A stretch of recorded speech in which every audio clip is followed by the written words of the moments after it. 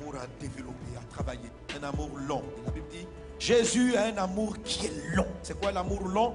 C'est un amour qui demeure ferme dans le temps, qui grandit avec le temps. C'est un amour qui persévère. Quelqu'un qui aime Dieu longuement, plus les années avancent, plus il se bonifie pour Dieu. Lorsqu'on parle comme ça de l'histoire des 10 vierges, il est question de l'amour long. Il y avait 5 folles et 5 sages. Mais la Bible dit quoi? Ce sont des vierges, c'est-à-dire des personnes pures, des personnes qui ne sont pas tombées dans le péché, des personnes qui n'ont pas rétrogradé. Mais il se trouvait qu'à l'arrivée de l'époux, leurs lampes se sont éteintes parce qu'ils tardaient. Les sages avaient eu suffisamment d'huile. Celles qu'on appelle les insensés ont vu leurs lampes s'éteindre. Et le temps qu'elles aillent en chercher pour revenir, la porte était fermée. Et elles ont frappé. Et le Seigneur dit dans ce passage, je ne vous connais pas. Gardez sa flamme allumée. Gardez le même degré de flamme. Ou bien accroître ton niveau de flamme que tu as eu depuis 2 ans, 3 ans que tu es converti est très important. Le zèle que tu avais dans la maison de Dieu, tu dois le conserver. Tu es peut-être à l'église, mais tu n'as plus la même énergie du service de Dieu. C'est-à-dire, ce qui inspirait tes œuvres n'est plus la même chose. Tu ne travailles plus avec la même flamme. Tu ne chantes plus à la chorale avec cette même passion de servir Jésus. Ça fait tellement d'années que tu es à l'église, mais ton premier amour a disparu. L'amour, c'est ce qui inspire tes œuvres. L'amour, ce n'est pas prêcher, ce n'est pas évangéliser. C'est qu'est-ce qui inspire ton évangélisation. Ne pas avoir un amour long peut vous faire perdre beaucoup d'années d'investissement. Et cela est vrai dans tout ce que vous faites. Un mariage peut être gâté parce que la flamme s'éteint. Avec ton mari, vous avez tout supporté, vous avez vécu des situations, et puis à un moment donné, la flamme s'éteint. Ce qui inspire vos œuvres dans votre foyer n'est plus l'amour. L'amour l'un pour l'autre n'a pas été long. Vous savez, lorsque vous commencez à marcher avec Dieu, à servir le Seigneur, il faut préparer le vase d'huile pour avoir un amour long. Il faut te dire que les œuvres que tu fais aujourd'hui, tu vas en faire de plus grandes demain pour Dieu. L'amour long est celui qui transporte l'onction que tu vas léguer à tes enfants. Si vous n'avez pas les ingrédients de l'amour long, quel que soit ce que vous allez bâtir, ce que vous allez laisser à vos enfants sera troublé. L'amour long conçoit spirituellement ce qu'on appelle le manteau.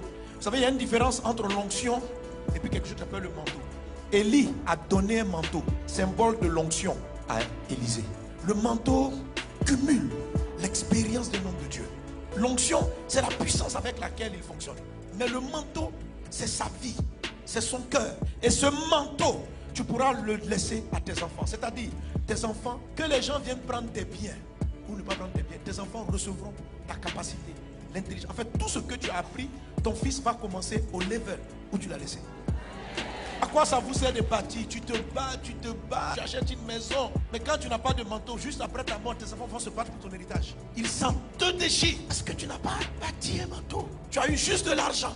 Tu as acheté juste une maison. Écoute, toutes tes années de prière bâtissent des choses. Tu es en train de construire des trésors au ciel.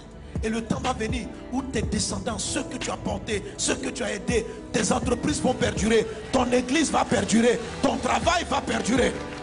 Comment est-ce qu'on développe un amour long? La première des choses, si tu veux que ton amour pour Dieu et pour les hommes ne s'arrête pas, qu'il aille en croissant, tu dois être embrasé par une vision. Tu dois rêver une chose pour Dieu, cette chose-là doit te consumer. Tu dois être en train de courir pour quelque chose. Tant que vous n'avez pas de vision du futur, quelque chose que vous voulez réaliser sur la terre, il ne faut pas que ce soit des souhaits.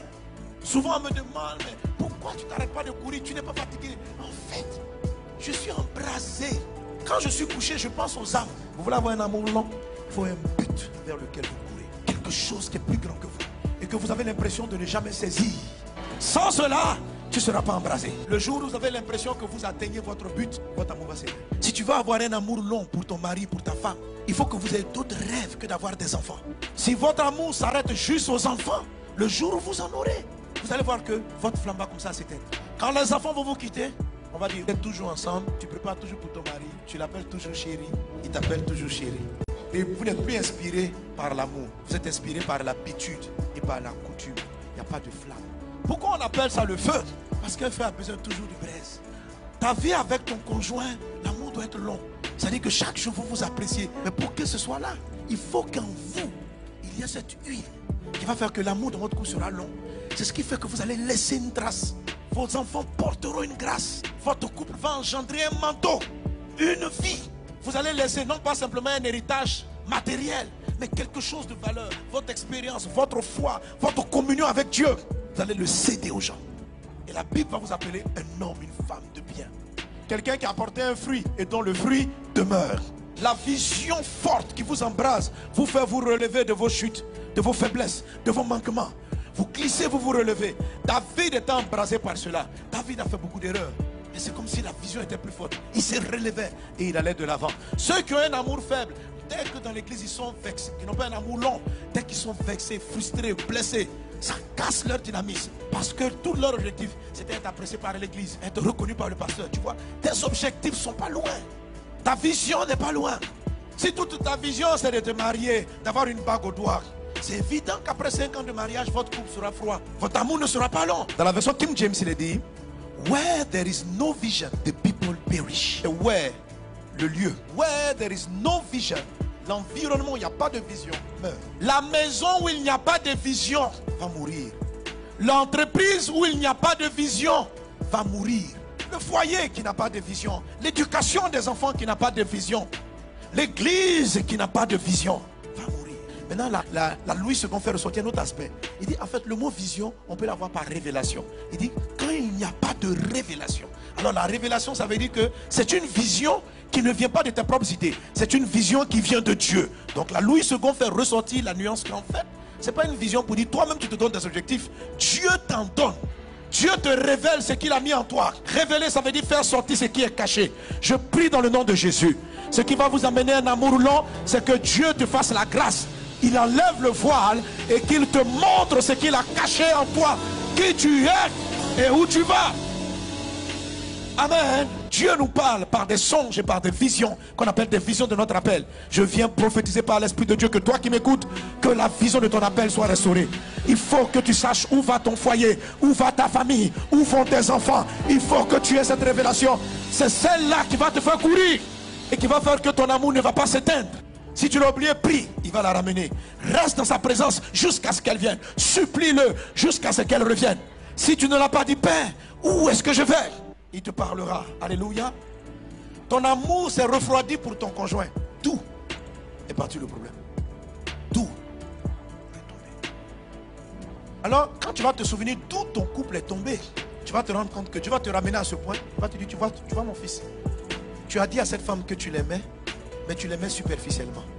Tu ne l'as pas connue. C'est de là que tu es tombé. C'est là que tu as perdu ton premier amour. Pour elle, que dois-je faire, Seigneur?